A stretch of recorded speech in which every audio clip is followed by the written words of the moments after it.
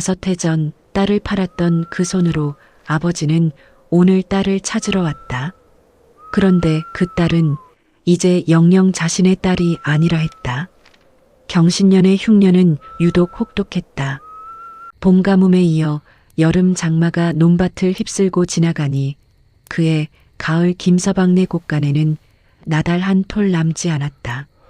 관아에서는 세곡을 독촉했고 지난 봄 종잣돈으로 빌려 쓴 빚은 이자에 이자가 붙어 눈덩이처럼 불어나 있었다. 아내는 이미 몇 해 전 병으로 세상을 떠났고 김서방에게 남은 것이라곤 늙은 몸뚱이 하나와 이제 겨우 12살 된 딸순이뿐이었다. 빚쟁이들이 살인문을 두드리던 그 밤 김서방은 잠든 순이의 얼굴을 오래도록 들여다보았다. 이대로라면 겨울을 넘기기도 전에 부녀가 함께 굶어 죽을 판이었다. 그는 다음 날 새벽 마을에서 제법 살림이 넉넉하기로 소문난 이 참판댁을 찾아갔다. 이 참판댁의 살림을 도맡아 보던 이는 마름 최가였다. 최가는 김서방의 사정을 듣더니 뜻밖의 선선히 응했다. 마침 우리 댁에 물레질하고 바느질 야무지게 할 아이가 필요하던 참이요. 5해만 맡기시오. 그동안 세경은 미리 몸값으로 쳐드리리다. 5해가 지나면 아이는 다시 댁으로 돌려보내드리지. 김서방은 몇 번이고 최가에게 다짐을 받았다. 이건 영영 파는 것이 아니라 5해만 맡기는 것이라고. 최가는 붓을 들어 문서를 써내려갔고 김서방은 겨우 몇 자 읽을 줄 아는 눈으로 문서 말미에 적힌 5년 후 방면이라는 넉자를 몇 번이고 확인한 뒤에야 손도장을 찍었다. 그날 받은 몸값으로 밀린 세곡을 갚고 남은 겨울을 났으니 김서방에게는 그것이 순이를 살리고 자신도 사는 유일한 길이었다. 순이를 이 참판댁 소슬대문 안으로 들여보내던 날 어린 딸은 아비의 소매자락을 붙잡고 놓지 않으려 했다. 김서방은 딸의 손을 하나하나 떼어내며 말했다. 5해다. 5해만 참으면 아비가 데리러 오마. 순이는 울음을 삼키며 고개를 끄덕였다. 그것이 부녀가 나눈 마지막 온전한 약속이었다. 5해가 흘렀다. 그 사이 흉년은 몇 차례 더 있었지만 김서방은 품삯을 아끼고 아껴 겨우 빚을 청산했다. 순이가 맡겨진 지 꼭 5해가 되던 그 가을, 김서방은 낡은 도포 자락을 여미고 이 참판댁 대문 앞에 섰다. 오랜만에 보는 딸의 얼굴을 그리며 그는 몇 번이고 마른 침을 삼켰다. 대문을 지키던 하인은 김서방을 안으로 들이는 대신 마름 최가를 불러왔다. 최가는 예전과 다름없이 웃는 낯이었지만 그 웃음 속에 서늘한 무언가가 스치고 지나갔다. 5해가 되었으니 우리 순이를 데려가려고 왔소이다. 최가는 잠시 말이 없다가 이내 안채에서 낡은 문서 한 장을 가지고 나왔다.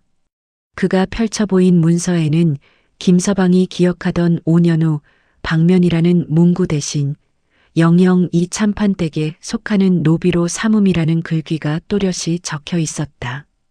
김서방은 눈앞이 캄캄해졌다. 이럴 리가 없소. 내 분명 5년 후 방면이라 쓰인 것을 이 두 눈으로 보고 손도장을 찍었소. 허허, 이 사람이.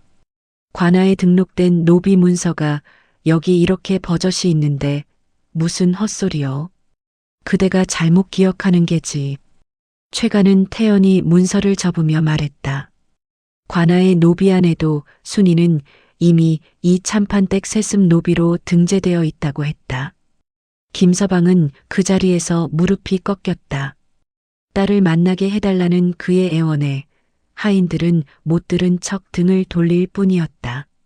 멀리서 문틈으로 그 모습을 지켜보던 순이가 있었다.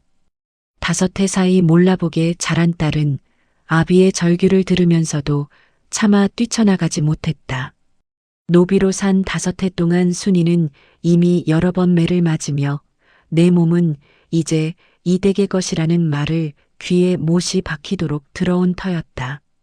아비를 봐도 반가움보다 두려움이 앞서는 스스로가 서러워 순이는 방문 뒤에서 소리 죽여 울었다. 김서방은 이튿날 관아를 찾아가 억울함을 호소했다. 하지만 돌아온 것은 뜻밖의 냉대였다. 노비 안에 세습 노비로 분명히 등재되어 있는데 이제와 방면 약조를 받았다 우기다니. 그대야말로 남의 집 재산을 탐내어 무고를 일삼는 것 아닌가. 관원은 오히려 김서방을 꾸짖었다. 자칫하면 무고죄로 옥에 갇힐 판이었다. 설상가상으로 최가는 순이를 다른 고을의 부잣집에 되팔아 넘길 채비를 서두르고 있었다. 흉년의 세경을 미리 받고 데려온 아이라 몸값을 더 받고 넘겨도 트집 잡을 사람이 없다는 계산이었다. 김서방이 관아 마당에서 쫓겨나듯 나오던 그 무렵 형조에서 노비 문서 실태를 감사한다는 관원 한 사람이 마침 이 고을에 당도했다. 검은 갓에 베이지빛 두루마기를 두른 그 사내는 스스로를 형조문서 감사관이라 소개했다. 박문수였다. 그는 관아 마당 한 구석에서 넋을 놓고 주저앉아 있는 늙은 사내를 눈여겨보았다. 다가가 사정을 물으니 김서방은 처음엔 관원이라는 말에 경계했지만 이내 본물 터지듯 그간의 사정을 쏟아냈다. 흉년의 딸을 맡긴 사연, 5년 후 방면이라 적혀있던 문서, 그러나 지금은 영영 노비라 우기는 최가의 말까지. 박문수는 차분히 물었다. 그 문서를 쓸 때 곁에 누가 있었소? 김서방은 곰곰이 생각하더니 문서를 쓰던 그 자리에 이웃에 사는 방앗간 노인이 우연히 들러 함께 있었다고 했다. 박문수는 그 길로 방앗간 노인을 찾아갔다. 노인은 5해 전 그날을 뚜렷이 기억하고 있었다. 그렇소. 내 분명히 봤소. 최가가 붓으로 5년 후 방면이라 쓰는 걸 이 두 눈으로 똑똑히 보았지. 김서방이 몇 번이나 되물어 확인하기까지 했으니 잊을 수가 없소. 증언 하나만으로는 관아의 노비안을 뒤집기 어려웠다. 박문수는 형조 문서 감사관의 권한으로 관아 문서고에 들어가 노비 등록 당시 작성했던 초본, 즉 정식 노비안에 옮겨 적기 전 초고 문서를 찾아냈다.